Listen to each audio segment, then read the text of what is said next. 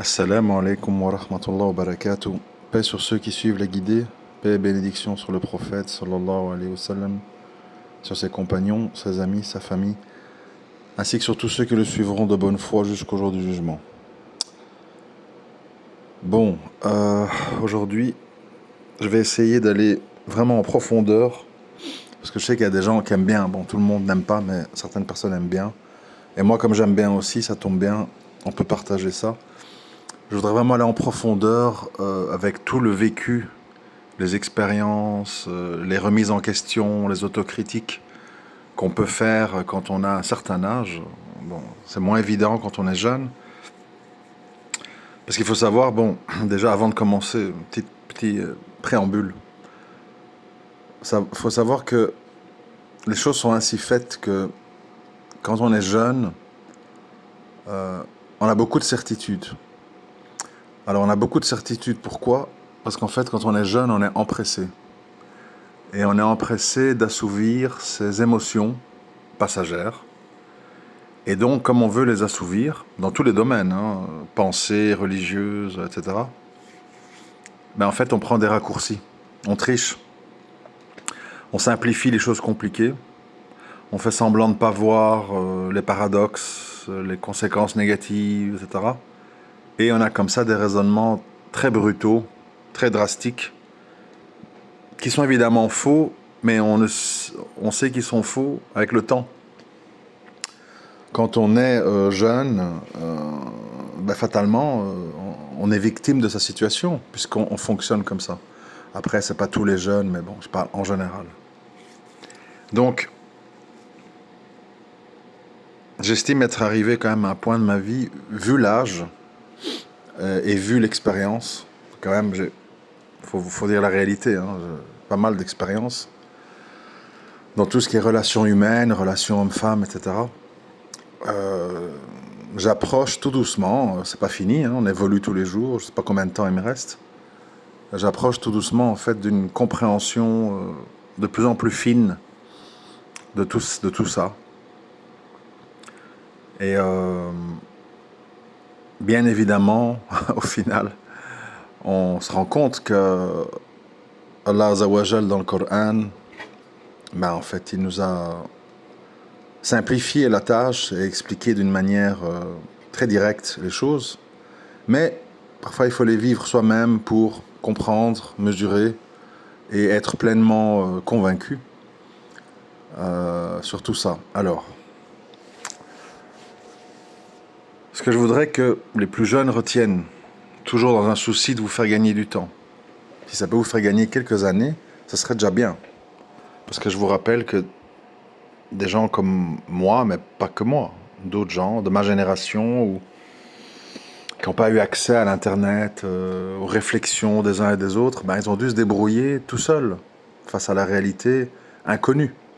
Moi, par exemple, j'ai dû apprendre tout, en fait, sur la psychologie humaine, les relations père-fils, les relations homme-femme, les relations entre êtres humains, en amitiés, les relations parents-enfants, etc., etc. Donc évidemment, quand on ne sait pas, on fait des erreurs, on tire des conclusions hâtives et on doit parfois prendre des grands détours pour arriver à comprendre des choses qu'on aurait pu comprendre plus vite. Donc, alhamdoulilah, vous avez accès à tout ça, YouTube, les durus, les frères, suivant leur degré de science et d'expérience, qui partagent des choses avec vous. Ça aide, ça aide. Alors, je vous avais dit au début de cet audio que quand on est jeune, on est comme ça très drastique, on a des avis très tranchés sur plein de questions. Les femmes ceci, les hommes cela, une femme doit être comme ça, comme ça, comme ça. Moi je veux ci, je veux pas ça. Moi j'ai divorcé parce que ça, c'était inacceptable, etc., etc. Bon. Alors, pour commencer, il faut comprendre que je vais essayer d'être dans l'ordre et essayer d'être le plus pédagogue possible et pas être brouillon comme je le suis parfois, malheureusement. Tout d'abord, il faut savoir qu'un être humain, c'est une construction qui débute dans l'enfance. Et cette construction, elle est basée sur quoi? Les rapports que nous avons avec nos parents, nos grands-parents, notre entourage, nos frères et sœurs, cousins, cousines, et nos copains de classe, on va dire. C'est là que ça commence à l'école maternelle, donc ça commence très petit. Et quand on est bébé, il y a déjà toutes sortes d'interactions inconscientes avec surtout la mère et dans une moindre mesure le père. On se construit comme ça en fait, à coup d'émotions, à coup de trauma, à coup d'amour, à coup d'abandon, à coup de négligence. Bon, chacun suivant son cas. Alors une notion qui est très communément admise et propagée, et qui selon moi est une grande erreur, c'est l'idée que un enfant, si on l'aime, si on veut son bien, ça doit être un enfant désiré, organisé, encadré, choyé, stimulé, etc., etc. La liste, elle est tellement longue que dans les pays riches, les gens déjà se marient très tard et puis, comme ils veulent tout ça, ils ne peuvent pas le donner à plein d'enfants. Donc les gens, ils ont, si vous regardez autour de vous, de nos jours, les gens, soit ils n'ont pas d'enfants, soit ils ont un enfant, soit ils en ont deux et c'est beaucoup. Au-delà, ça devient extraterrestre dans le monde moderne. Alors moi, je ne suis pas d'accord avec cette idée, de nouveau par rapport à mon expérience, dans le sens que, bien sûr, il faut éviter à un enfant les traumas graves. C'est quoi des traumas graves? C'est la violence physique, c'est les abus sexuels, c'est de subir un père ou une mère alcoolique, toxicomane, complètement démissionnaire. Bon, ça c'est sûr que c'est certainement pas bon. Par contre, un enfant doit vivre des expériences. Et parfois des expériences douloureuses ou désagréables. Pourquoi? Parce que l'âme humaine, un petit peu comme une pierre à l'état brut, a besoin d'être taillée. Et une âme est taillée à coup d'épreuves. Bien sûr, idéalement, il faut que ces épreuves soient entourées de moments d'accalmie, d'amour, de calme. Il faut que quelqu'un dans la famille soit un peu une espèce de piste d'atterrissage de sérénité. Ça peut être les grands-parents, ça peut être les tantes, les oncles. Il faut toujours ce qu'on appelle en français un havre de paix. C'est important pour retrouver un équilibre entre deux épreuves.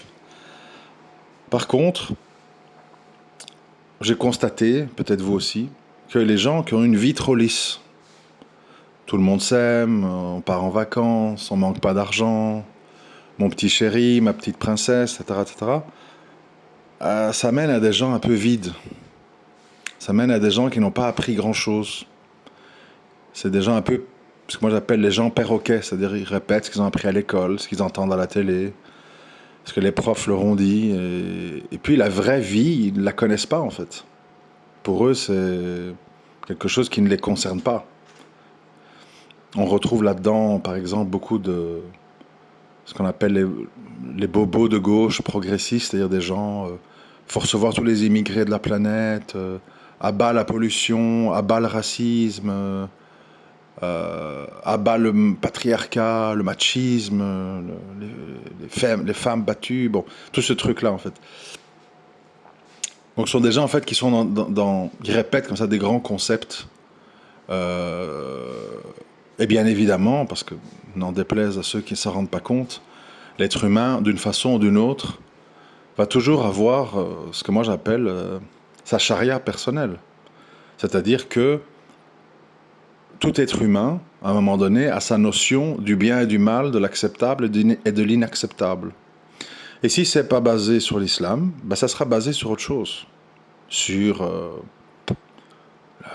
la société, sur les orientations politiques, sur ce qu'il a entendu de ses parents, etc. etc. L'enfant, d'où je vous ai dit, ça commence jeune, ben l'enfant en fait est une éponge qui s'imprègne. Et quand il voit depuis petit certains agissements ou certaines paroles, mais en fait pour lui c'est la norme. C'est-à-dire que si un enfant voit qu'à chaque dispute ou à chaque malentendu, un père il gifle sa femme, la tabasse ou je ne sais quoi, en fait pour lui c'est normal que quand une femme fait des caprices ou quand elle est en conflit avec son mari, ben, il faut réagir comme ça. Et il est vraisemblable que ça deviendra un être humain soit complètement anti-violence et qui va subir une femme en réaction à son enfance, puisqu'il ne veut pas ressembler à son père, ou alors il reproduit le modèle du père et il fait la même chose, sans s'en rendre compte. Peut-être que c'est même pas son caractère, mais c'est sa référence de l'enfance. Bon. Donc, pourquoi je dis tout ça? Parce qu'en fait, quand vous allez vous retrouver devant quelqu'un, ça peut être n'importe qui, votre mère, votre père, votre mari, votre femme, vos frères et sœurs, etc. Il faut jamais oublier, c'est très important, que la personne que vous avez devant vous, c'est pas une personne neutre, c'est pas une personne comme vous.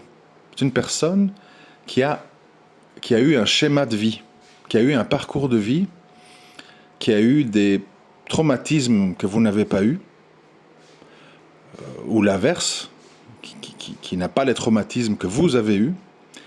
Et donc cette personne, elle n'est pas totalement responsable.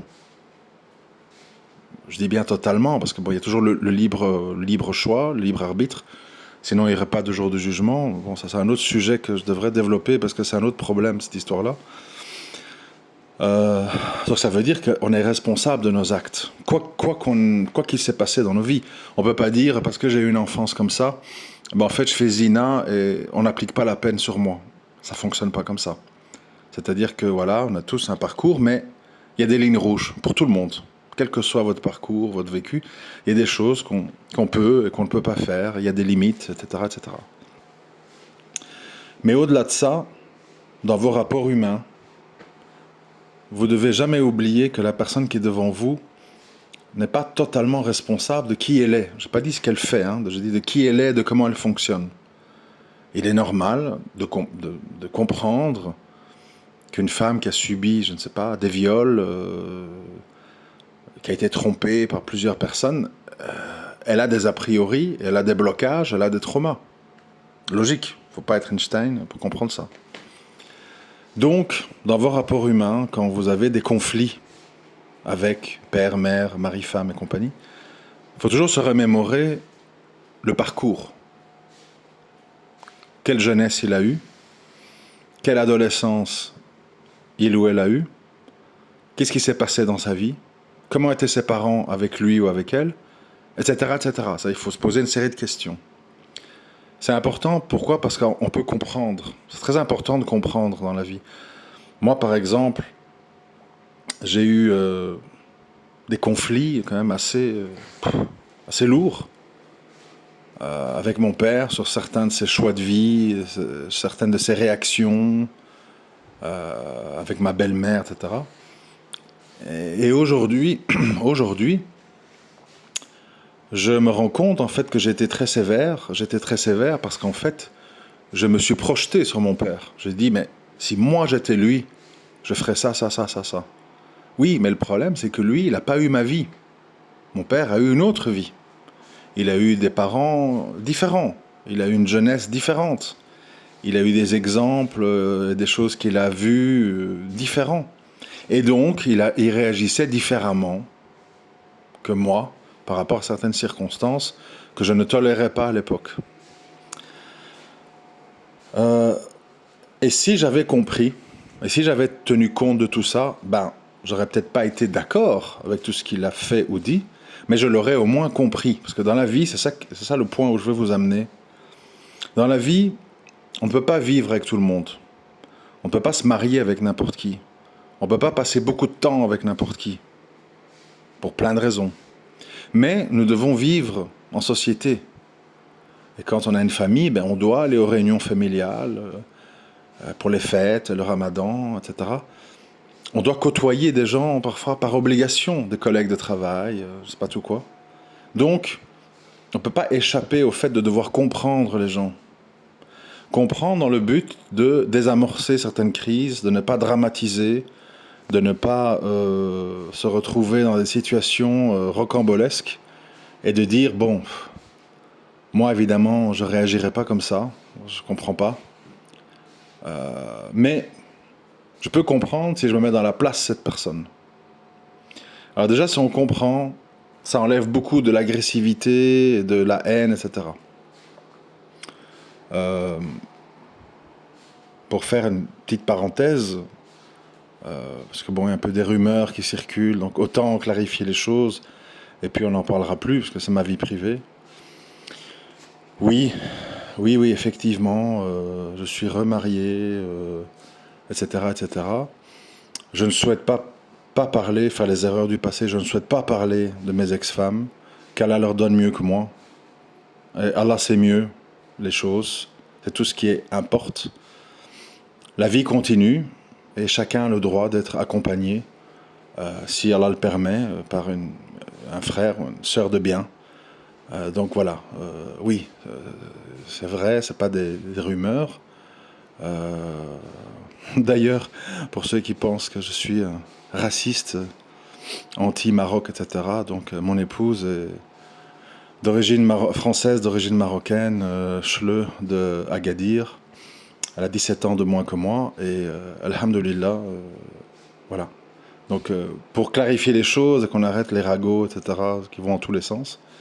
Et pour le reste, je ne parlerai pas des ex-femmes. J'ai pu le faire dans le passé, hein, c'était une erreur, qu'Allah me pardonne. C'est la vie privée, je n'ai pas à en parler. Tout ce que j'ai à dire, c'est qu'Allah c'est mieux et qu'Allah donne mieux que moi à ces femmes, afin qu'elles aient une bonne fin et qu'elles évoluent dans la religion et qu'elles soient plus apaisées, plus heureuses, Inch'Allah. Voilà.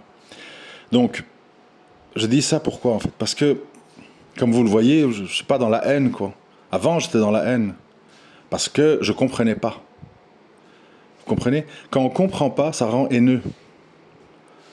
Quand on comprend, on peut dire je m'écarte de cette personne. Je divorce, je ne fréquente plus, je change de boulot, mais au moins on n'est pas dans la haine. Moi avant, j'étais comme ça, enfin pas dans la haine, mais enfin dans la rébellion et l'incompréhension envers tout le monde. Envers les gens, envers mes parents, envers la masse populaire, envers les gens dans les mosquées. À la fin, tu deviens fou, en fait. Tu deviens fou. Et ça déteint sur ta foi, ça déteint sur ton caractère. C'est pas bon. Il faut prendre le problème en sens inverse. Dire, bon, voilà, moi, j'ai eu tel et tel parcours. J'ai fait telles erreurs. J'ai fait telle chose pas mal. Comment je vais faire dans ma vie pour devenir une personne la plus équilibrée possible, la plus juste possible, qui fait le moins de péchés possible. Dans quelle situation je vais me mettre pour aller vers ça? Voilà. C'est ça qui est important finalement. Parce que commencer à se disputer avec la terre entière, t'es trop ci, t'es trop ça, abat les fachos, abat les trucs, gens de gauche, abat les athées, abat les apostats, les chiites, machin, ça n'arrête pas en fait. La liste elle est interminable. Donc à un moment donné, il faut beaucoup s'occuper de soi. Et pas se perdre dans une espèce de croisade contre la terre entière, parce que voilà, la terre entière, elle est comme ça, parce qu'Allah, il a voulu qu'on soit différents, que les gens, voilà, qu'il y ait des gens guidés, des gens pas guidés, des gens orgueilleux, des gens humbles, des gens généreux, des gens avares. C'est comme ça, et on peut pas le changer. On peut pas le changer, et il faut l'accepter, mais accepter veut pas dire subir. Ça, il faut bien comprendre ce concept, notamment dans les mariages. Accepter ne veut pas dire subir. Ça veut dire, voilà, je comprends, mon mari a été battu, mon mari n'a pas eu d'amour maternel, etc. Il est sec, il est violent, il est nerveux. Je le comprends, Il n'est pas comme ça parce qu'il est mauvais, il est comme ça parce que malheureusement, il a tout un parcours et il n'a pas su faire un jihad al-nafs pour se corriger ou pour s'améliorer. Je le comprends, mais je ne veux pas le subir. Vous comprenez? Très important ça. Mais le fait de dire je le comprends, ça permet d'enlever le côté dramatique. C'est-à-dire, écoute, voilà, on a fait un parcours de vie ensemble, on s'est apporté des choses, on a eu des enfants, j'ai fait de mon mieux, j'ai patienté le plus que j'ai pu, mais là je suis arrivé à un stade de ma vie où certaines choses chez toi que je comprends, je ne suis plus à même de les subir, je n'y arrive plus. Alors j'aimerais qu'on se quitte, j'aimerais qu'on refasse notre vie, et peut-être se retrouver avec des gens qui vont nous aider à extraire ce qu'il y a de mieux en nous que nous n'arrivons pas à faire ensemble. Mais je te comprends, sache que je te comprends. Je n'oublie pas nos bons moments, je n'oublie pas les choses bien qu'on a fait ensemble, notamment nos enfants, etc. Mais je suis arrivé à un stade de ma vie où je ne suis plus capable de subir ta façon de fonctionner, tes problèmes non résolus, tes maladies non soignées. C'est trop. Je n'arrive plus. Alors oui, on se sépare, on s'éloigne, on se quitte, mais on n'est pas dans la rage. Et pourquoi? Et salaud? Et truc? Et tu m'as fait ci? Vous voyez le drama là, avec les avocats et tout le truc, voilà. Ça c'est parce qu'en fait, ça c'est les gens qui ne comprennent pas. Comment ça se fait qu'il m'a fait ça? Je comprends pas, il avait l'air d'être gentil, fidèle, et puis j'ai découvert ça. Ben, comme je dis souvent aux gens, si tu as découvert quelque chose de secret chez ta femme ou ton mari, ben, quelque part, c'est quand même une rahma, c'est-à-dire, Allah t'a permis de voir la vérité pour que tu puisses savoir ce qui se passe. T'as des gens, moi j'ai déjà vu des histoires, hein, des hommes, maintenant avec les tests ADN, hein, ça a beaucoup changé avec la science, tout ça. Des hommes qui, à l'âge de 70 ans, 75 ans, ils découvrent au hasard d'un test ou d'une greffe de rein ou quoi, qui font un test ADN avec leur fils. On dit, mais monsieur, le problème, on ne peut pas vous faire la greffe de rein ou parce que c'est pas votre fils en fait. Et ils découvrent ça 40 ans plus tard. C'est des histoires vraies, hein, c'est pas des légendes. Et alors là, la femme, elle va dire ce qu'elle veut dire. Elle va dire, oui, je sais pas, à cette époque-là, tu étais au service militaire. J'ai passé une nuit avec un inconnu. J'étais sûr que c'était ton fils parce que c'est arrivé à un moment, enfin, je sais pas quoi. Et c'est la tragédie, en fait. Vous voyez? C'est la tragédie. Donc, quand on découvre la vérité, de toute façon, toutes les vérités, c'est toujours un bienfait, la vérité. Parfois, c'est douloureux. Mais la vérité, ça n'a pas de prix. Vivre dans le mensonge et les illusions, c'est la calamité du monde, en fait. Les faux semblants, les illusions, les mensonges, les fausses vérités. Mais voilà, parfois la vérité, elle fait mal. Parfois la vérité n'est pas facile à digérer. Mettez-vous à la place de cet homme, hein, 75 ans, et découvre que ses enfants, ou son enfant, ou ses enfants, on ne sait pas, ne sont pas de lui. C'est quand même une bombe atomique dans le cerveau. Hein. Même si fondamentalement, bon ben, les relations humaines qu'on a avec ses enfants, même si c'est pas les siens, ben elles restent ce qu'elles sont. C'est-à-dire voilà, si on s'entend bien avec son fils et sa fille, même si c'est pas les siens, ben oui, ils doivent pas porter le nom, etc. Mais on peut garder des bonnes relations. Parce qu'au final, il faut aussi savoir que nos enfants, bon moi je le sais, j'ai 8 enfants, nos enfants, une fois qu'ils deviennent grands, mais en fait, c'est plus des enfants. Moi, quand je vois mon fils de 28 ans, ben, je vois un petit frère, je vois moi plus jeune, je vois un ami. Je vois plus un enfant. C'est-à-dire, si on ne me dit pas que c'est mon fils, ben, pour moi, c'est une connaissance, c'est un ami, c'est quelqu'un avec qui j'aime bien débattre, même si on n'est pas toujours d'accord. Donc, si on devait m'annoncer voilà, que c'est pas mon fils, de sang, on va dire, bon ben, je trouve qu'il ne devrait pas porter mon nom pour des questions de génétique et Il aurait le droit de savoir c'est quoi le nom de son vrai père, mais on pourrait très bien maintenir des relations humaines parce qu'on se connaît, parce qu'on a parlé de plein de sujets, parce que pendant 28 ans, ben, on a pensé que c'était mon fils. Bon, voilà. Donc de nouveau, il faut dédramatiser. Il faut comprendre la situation. Et pour revenir à ce que je disais, donc quand vous découvrez une vérité sur votre mari ou votre femme, j'ai trouvé dans son téléphone ceci, j'ai vu dans son historique de PC cela, je suis tombé sur une discussion avec la meilleure amie de ma femme ou un intime de mon mari, et j'ai découvert que ben, c'est dur, c'est parfois moche, mais au moins vous savez à qui vous avez affaire. Et ça vous permet de savoir si vous pouvez continuer comme ça ou pas, etc., etc. Vous savez, comment je vais vous dire ça? La vie, c'est une aventure pleine de surprises. Ça c'est quelque chose que je peux partager avec vous. Ma vie, bon après, je connais pas la vie des autres, je connais ma vie. Je peux pas... Ma vie a été pleine de surprises, plein d'événements inattendus, plein de bonnes surprises et de mauvaises surprises. Bon, on dit mauvaises, pourquoi? Parce qu'elles ne sont pas agréables, mais peut-être parfois les mauvaises choses qui nous arrivent, elles arrivent dans un souci de bien. Ça aussi, on a du mal à comprendre. Comment je peux dire? Par exemple, je m'arrête à un restaurant, sur la route. Au restaurant, j'oublie mon téléphone. J'étais déjà reparti. Et je commence à râler, oh, je dois retourner en arrière, 10 km, on va perdre du temps, le voyage, etc. etc. Et puis peut-être qu'en allant rechercher mon téléphone, je vais me rendre compte qu'en fait j'avais pris la mauvaise route.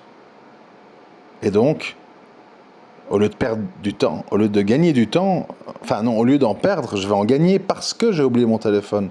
Et parce que j'ai dû revenir en arrière, et parce que j'ai vu sur mon GPS de mon téléphone que la route que j'avais prise n'était pas la bonne. C'était un grand détour. Donc oui, à la base, c'est pas gai de retourner en arrière parce qu'on a oublié son téléphone. Mais il est possible que ça nous fasse gagner du temps. Donc, dans la vie, surtout pour le croyant, évidemment, rien n'est fondamentalement mauvais, finalement. Rien. Rien n'est mauvais. Si vous réfléchissez bien, tu perds des proches, c'est un rappel de la mort. Tu hérites des choses, donc tu as plus de commodité matérielle. Quelqu'un te trompe, ça te permet de refaire ta vie, de savoir qui il est vraiment. Tu ne sais pas avoir d'enfant, peut-être qu'Allah te préserve d'un grand mal que tes enfants t'auraient fait subir. Tu aurais eu tellement de pression avec tes enfants à éduquer le bruit que tu aurais délaissé ta religion. Rien n'est mauvais en fait pour le croyant. D'où, alhamdoulilah, en toutes circonstances. Même si on ne comprend pas, même si ça fait mal, même si on croit qu'on perd du temps, Allah il sait mieux. D'où, normalement, pour nous les musulmans, nous devrions être en perpétuelle sakina. Voilà, tout le temps, dans une espèce de béatitude. D'où vous voyez que les gens qui ont un très haut niveau de science et de foi, ben en fait, quoi qu'il leur arrive, bon, ils sourient, prennent acte, font face, quoi. C'est les gens qui ont très peu de foi qui hurlent, quoi, pourquoi, c'est une injustice, machin, abat, un truc, bon. D'où je trouve que c'est un peu pathétique tous ces trucs sur la Palestine, quoi. Israël, assassin, le bateau du machin, ça c'est plouf plouf. Enfin, c'est temps perdu, tout le monde s'en fout, enfin, bref. Au final, il faut se poser la question, est-ce que c'est pas mieux de faire vraiment des invocations sincères, avec une profondeur d'âme sur son tapis de prière, plutôt que d'aller aboyer partout chez des gens qui s'en foutent, en fait. Vous voyez bien autour de vous, je veux dire, les gens s'en foutent. Ikea est plein de voiles, de barbes, les mosquées, tout le monde rigole, la basalique, Becher, la famille, truc, bon. La vie continue, hein. Les gens sont pas là, tous effondrés. Oh, non, mesquina, c'est terrible. Faut que... Bon, les gens, voilà. Au mieux, ils envoient un petit chèque.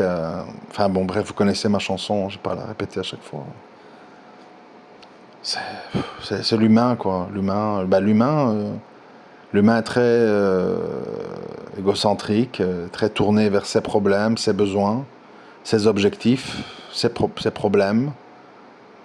Et le monde, il s'y intéresse, oui, plus ou moins. Pour moi, les gens qui s'intéressent vraiment au monde, sur tous ces sujets-là, sont des gens, en fait, qui pleurent et qui invoquent sur leur tapis. Le reste, c'est du blabla, des convenances, du défoulement, ben voilà.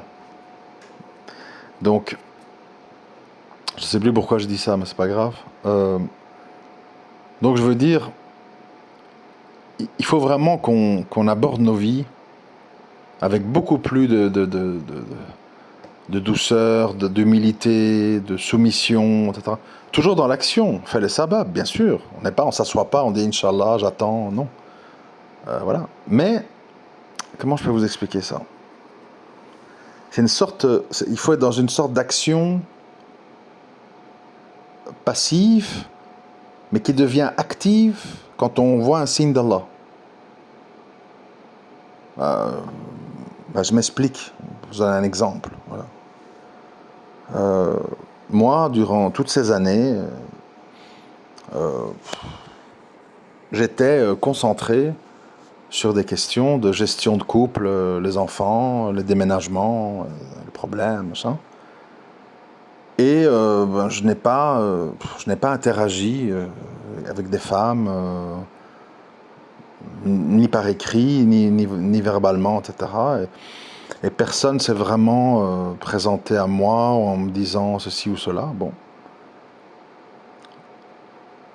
Et moi, j'étais pas fondamentalement en recherche, même si je me suis retrouvé tout seul avec mes enfants. Et puis, il se passe quelque chose. Allah, il t'envoie un signe.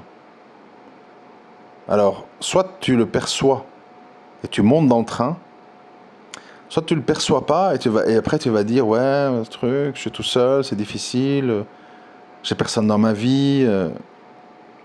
Et le jour du jugement, Allah il va te dire mais tu te rappelles ce jour-là?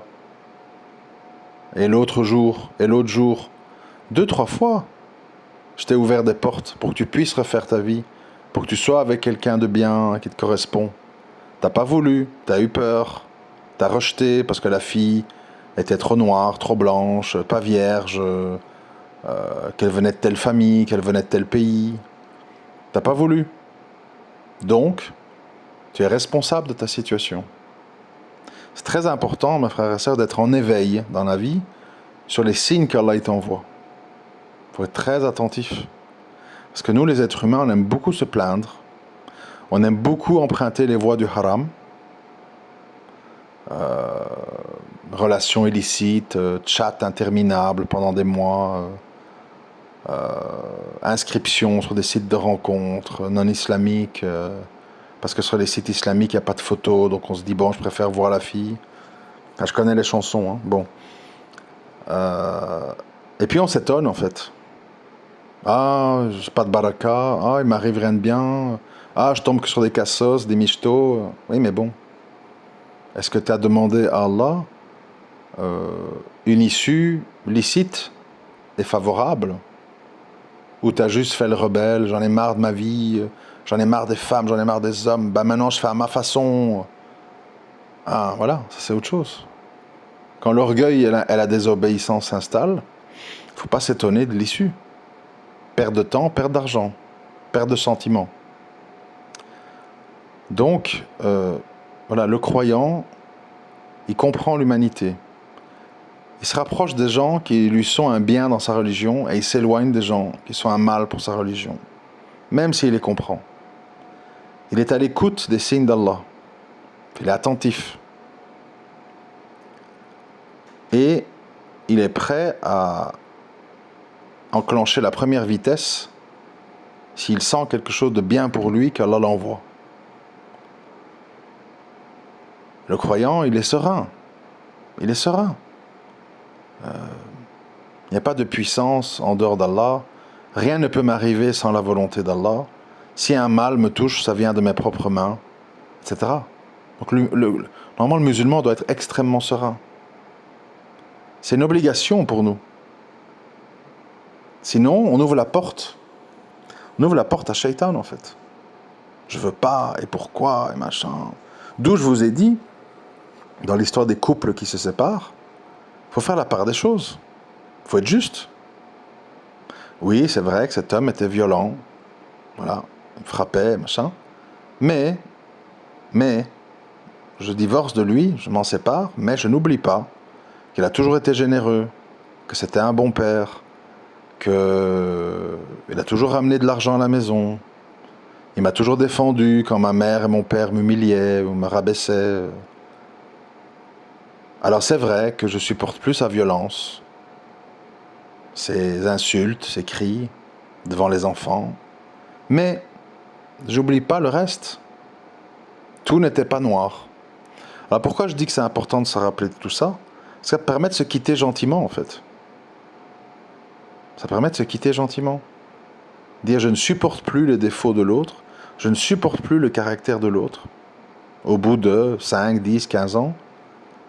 Mais je ne jette pas l'autre au feu, en fait. Je ne lui souhaite pas des malheurs, je ne lui souhaite pas l'enfer. On n'était pas fait l'un pour l'autre. On a essayé plusieurs années. Et puis on a décidé que ça n'allait pas. Bon, ben, si pour l'autre ça se passe mieux avec quelqu'un d'autre, tant mieux. Si l'autre arrive à corriger certains graves défauts que j'ai pas su lui enlever et qu'une autre femme ou un autre homme arrive à se débarrasser de tout ça, alhamdoulilah, tant mieux. On gagne rien à jeter des gens en enfer. On gagne rien. Il vaut mieux que tout le monde se repente, tout le monde revienne vers Allah, tout le monde se corrige, tout le monde arrête ses péchés, et puis voilà, alhamdoulilah, on se retrouvera au paradis, et il n'y aura pas d'insultes, il n'y aura pas d'animosité, et on sera tous heureux d'être là-bas. Il faut voir ça comme ça. Mais je répète, c'est pas un péché. Moi, je vais jamais rabaisser quelqu'un en disant « Ma sœur, sabre, truc, ton mari ». Non. Je crois que quand une femme ou un homme... Honnêtement, je vais vous dire un truc que je pense sérieusement. Quand un homme ou une femme a des enfants avec une femme ou un homme, c'est pas de gaieté de cœur qu'on le quitte, franchement. C'est pas au premier malentendu venu. Donc, si on en arrive à ça, c'est qu'il y a des choses graves en fait. Parce que nos instincts, notre fitra nous pousse à nous dire c'est le père de mes enfants, c'est la mère de mes enfants. Il faut vraiment faire des efforts, il faut que j'encaisse, il faut que je ferme les yeux, il faut que je subisse. Parce qu'on pense à nos enfants. Vous voyez? Donc ça sert à rien d'accabler les gens. T'aurais dû patienter, t'as pas pensé à tes enfants. Ben si, parfois on pense à nos enfants. Parfois on pense à nos enfants et c'est à cause de nos enfants qu'on quitte l'autre. Parce qu'on voit que au final, il ou elle est peut-être une nuisance pour nos enfants. Et comme eux sont innocents et sont occupés à s'imprégner de ce que les adultes leur enseignent, on n'a peut-être pas envie de les gâcher comme peut-être nous on a été gâchés enfants. Donc on ne quitte pas l'autre en lui souhaitant tous les malheurs du monde et en oubliant tous ses bienfaits. On quitte l'autre parce que sur un point important, il devient toxique. Et on lui souhaite de se soigner ailleurs. Voilà. Qu'est-ce qu'on va gagner si la personne reste malade ou tombe dans la dépravation des fois, moi j'ai pu dire ça aussi, attention, je me cache pas, mais j'entends des frères, ouais la sœur, depuis qu'elle a demandé son rôle, ben voilà, maintenant elle est caissière au Leader Price, elle a enlevé son voile, bien fait. Ça sert à rien de dire ça. D'abord, ça reste la mère de tes enfants, donc tu souhaiterais que tes enfants, ils aient une mère respectable. Et ensuite, c'est pas une victoire. Moi, par exemple, enfin, je parle franchement, après, voilà, chacun en fait ce qu'il veut. Moi, par rapport ex-femmes que j'ai pu avoir, honnêtement, hein, je leur souhaite de tomber sur un musulman plus pratiquant, plus calme, plus en phase avec elles, qui va les amener vers voilà, une bonne pratique et à se repentir et à devenir de meilleures personnes. Pourquoi il faut dire parce que ça n'a pas été avec moi, il faut que tout s'écroule, il faut tout détruire. Non, ça n'a pas été avec moi, mais ça ira peut-être avec quelqu'un d'autre. Comme moi, ça n'a pas été avec elle, mais peut-être que ça ira avec quelqu'un d'autre qui va stimuler en moi des qualités, des réactions, des bienfaits que je n'ai pas arrivé à exploiter ou à développer avec une autre personne. Qu'est-ce qu'on gagne en fait à dire, voilà, truc, regarde comment il a fini, ah, il voulait pas de moi, maintenant il a pire. Qu'est-ce qu'on gagne? Qu'est-ce qu'on gagne? De toute façon, tes enfants, ils vont voir ton ex-mari ou ton ex-femme. Si ça va mal là-bas, c'est pas un milieu très apaisé pour tes enfants. Donc souhaite que ton ex-femme ou ton ex-mari construise quelque chose de bien, comme ça tes enfants ils seront dans un bon cadre quand ils vont là-bas le week-end ou les vacances. On doit vraiment raisonner autrement, vous voyez. Et on doit comprendre la nature humaine, ce qui ne nous convient pas n'est pas fondamentalement mauvais, juste il ne nous convient pas. Il faut relativiser, il faut dédramatiser. Il faut être confiant, il faut être à l'écoute des signes d'Allah. Tout ça, en fait, normalement, c'est de la logique. Hein. Nous devons, nous, en tant que musulmans, être comme ça. Et malheureusement, souvent, on est parfois pire que les mécréants. C'est la vérité. Hein. Moi, j'ai déjà vu des mécréants, ils ont refait leur vie, et ils partent en vacances avec les enfants, chacun avec leur nouveau couple. Vous imaginez? Les deux nouveaux couples qui se sont formés, avec les deux ex, vont en vacances au même endroit que les enfants, de façon à ce que les enfants profitent de vacances avec leurs deux parents. Ah, tu peux toujours courir pour voir ça chez les musulmans, hein, c'est une autre affaire. C'est les sorcelleries, c'est les malédictions, c'est les trucs, les insultes. Subhanallah. Faut beaucoup réfléchir en fait. Et se dire, est-ce que c'est normal que je veux que tout le monde soit comme moi, que tout le monde me comprenne, que ma mère qui a 20-30 ans de plus que moi, ou mon père, qui a un autre vécu, qui n'a pas lu mais les bouquins que j'ai lus, qui n'a pas vécu ma vie, est-ce que c'est normal que j'attende d'elle qu'elle me comprenne? Non. Tu peux espérer qu'elle t'écoute, elle te respecte, même si elle désapprouve ce que tu fais, ce que tu penses. Mais c'est normal que cette personne n'a pas les capacités de comprendre tout ce que tu vas lui dire. Elle a un autre vécu, elle a eu un autre type de mariage, elle a une autre compréhension de la religion, elle a eu d'autres parents que toi, elle vient d'une famille nombreuse, toi pas, enfin tout est différent. Moi je dis tout ça pour vous aider, vous pousser à comprendre les autres, sans les subir. Tu viens en visite chez ta mère, tu parles avec ta mère, tu partages avec ta mère, puis tu rentres chez toi. Tu consacres un temps à une personne qui t'a quand même mis au monde, et qui t'a quand même allaité, changé les couches. Tu lui dois bien ça. Mais elle n'est pas comme toi. Elle pense pas comme toi, elle comprend pas tout ce que tu dis. Et il y a des raisons à ça. Et on dit qu'Allah la guide. Et en attendant, montre-toi agréable, patient, essaye de limiter la casse pour maintenir les liens de sang. Voilà, c'est un peu un appel à la sagesse, à la retenue, à arrêter cette course à la destruction. Mon ex-mari ceci, mes parents cela, mon frère truc. Au final, t'es un peu tout seul sur ton iceberg.